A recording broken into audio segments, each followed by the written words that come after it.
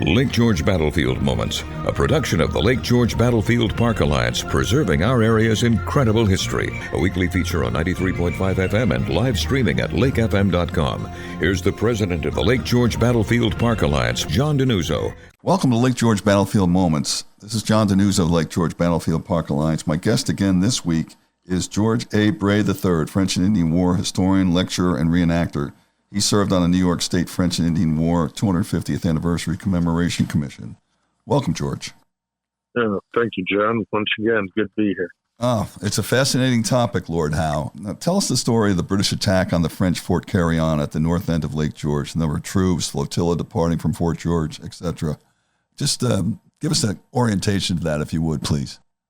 Yeah, briefly, the campaign against Fort Carillon or Ticonderoga involved both the British and provincial forces under Major General James Abercrombie, with Lord Howe as his second in command. The number of troops that were involved under them was around 1,600, and they were going up against the Marquis de Montcalm, French commander. He had about 3,600. It was the largest military campaign that was to be initiated in North America, and the Army embarked at the foot of Lake George on July 5th of 1758. The flotilla was assembled for this expedition, made up primarily of oil boats and bateaux, and when they were all on the lake, it stretched for 6 miles. They landed at the other end of the lake, the northern end, near the source of the River Lachute the following day at what today is known as Howe's Landing. And it would be near there where Lord Howe would be killed in a meeting engagement in the woods on the way to the fort.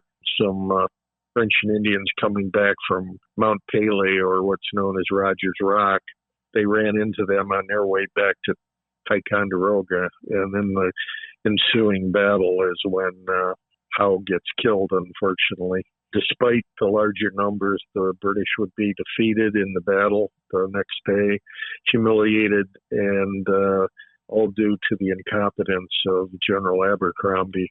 And while Lord Howe's death had a detrimental influence on the Army, Abercrombie was provided bad intelligence by his engineer, Matthew Clark, who would also lose his life in the battle. And he also lost command over his commanders, leading a disorganized assault on the breastworks that had been prepared by Montcalm.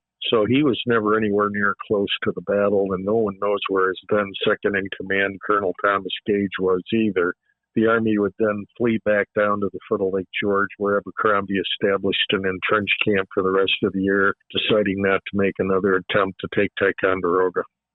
Was it, at the time, as big a disgrace or debacle as the history books seem to indicate? Well, Abercrombie certainly felt it was. It was a bad situation. I mean, the British had been losing battles right up from practically the beginning of the war, except for Lake George and some victories in Nova Scotia up until 58, and Louisburg falling. But this wasn't considered a good event, I don't think. And the way Abercrombie tried to resolve it to some degree in his favor was by sending Bradstreet after Fort Frontenac, and John Bradstreet was able to take that. So there was a little glory after the fact, but, it still was a major defeat, I think. It was truly a bucket list item for me last fall when I got to see in the back of St. Peter's Episcopal Church in Albany the plaques representing the interment sites of both Lieutenant Colonel George Monroe and Lord Howe. And yet you believe, or some believe anyway, that Lord Howe's remains are not there. Can you just kind of speak to that and how it came about and where you fall on that debate? Well, there are advocates for both him being buried at Ticonderoga in the field as well as at St. Peter's Episcopal Church, then the English Church in Albany. And many sources and some physical evidence add to the controversy. So time won't allow me to go through it all, either on this broadcast or in the lecture, but I'll attempt to give a little background. And I did find some new finding that I'd present at the lecture as to support my belief of which one is correct. Regarding the Ticonderoga theory, the arguments are based largely on the finding of a partially decayed coffin, some bones, and a triangular-shaped rock, which was scratched memory of Lord Howe killed Trout Brook. And this was discovered on October 3rd, 1889 by workers digging a trench near the high school in Ticonderoga. They'd later be reinterred under a boulder near that high school. But the stone presents a problem, or the engraving on it does. Trout Brook is what we know it as today, but then it wasn't known by that name. It was known as Burnett's Brook. And though some say there are contemporary maps showing Trout Brook, the name Trout Brook on them, I have yet to find one. The only one I've seen is in Parkman's Uncommon Wolf, which is a copy of a recopy, I should say, even of one of the maps, and they added Trout Brook. It's not on the original map. So I've never seen one that's original with that on it. The Albany theory, on the other hand, there are newspaper accounts stating that the body had arrived in Albany, actually. There's a tradition that Philip Schuyler conveyed it there, who was a family friend and a member of Bradstreet's Batoman. The remains were also uncovered under the Old English Church in Albany, which were reinterred when they built a new church in 1802. And supposedly his grave was identified by a British officer then living in Greenbush. And they were reinterred yet again in 1859 when a new church was built on the site of the old church. So the remains were buried under the floor of the vestibule as you entered the church, along with those of Lieutenant Colonel George Monroe, the last commander of Fort William Henry, as you mentioned. There is no documentation that definitively says he was buried in Ticonderoga. There is no documentation that seems to indicate a funeral in Albany. However, that being said, Lord Howe's aide-de-camp, Alexander Moneypenny, wrote to New York Lieutenant Governor James Delancey that his body, after being preserved with all care at this place, which will allow of that, meaning Ticonderoga, is sent to Albany, where Dr. Huck is desired to embalm and preserve it in order to be sent to England. The General Brigadier Gage and Captain West, who was a captain in the 55th Regiment, his regiment, begged the favor of you to receive it into your house in New York, and if Dr. Huck writes you that it is in a condition to be sent home, to be put on board the first good ship, and if Huck writes it cannot be sent home, they beg you will give him a proper burial attended by yourself, the council, and a few principal inhabitants of New York, and any sea or land officers that may be there in the chancel of the English church.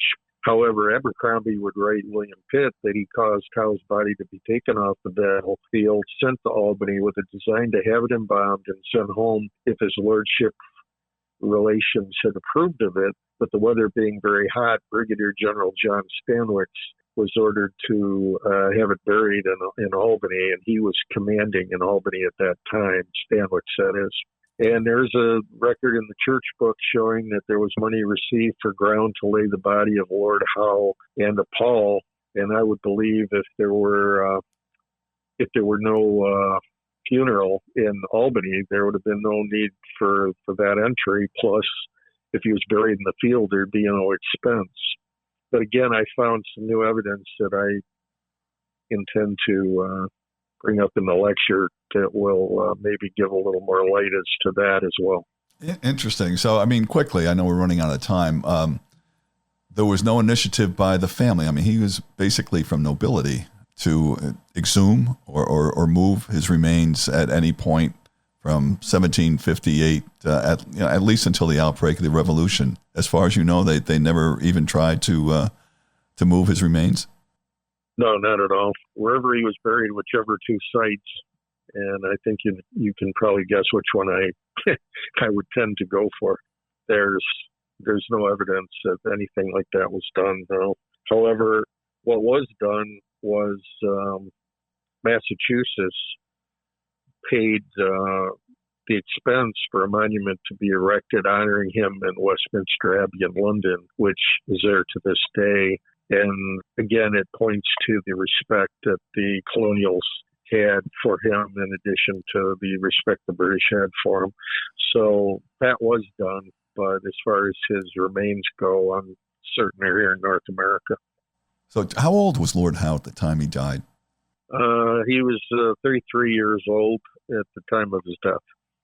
Well, we thank George Bray for being our guest, and a reminder, he'll be speaking on the life of Lord Howe on Saturday, April the 12th, 11 o'clock, Holiday Inn, Lake George. Admission is free, but we do ask you to reserve your seats by emailing us at info@lakegeorgebattlefield.org. Thank you, George Bray. We'll see you in Lake George next week. Look forward to it. See you then. Lake George Battlefield Moments, a production of the Lake George Battlefield Park Alliance, preserving our area's incredible history. For more on this topic, check out the Lake George Battlefield Park Alliance podcast, a weekly feature on Lake FM 93.5 FM and live streaming at lakefm.com. For more information, go to lakegeorgebattlefield.org and tune in every Saturday morning for Lake George Battlefield Moments.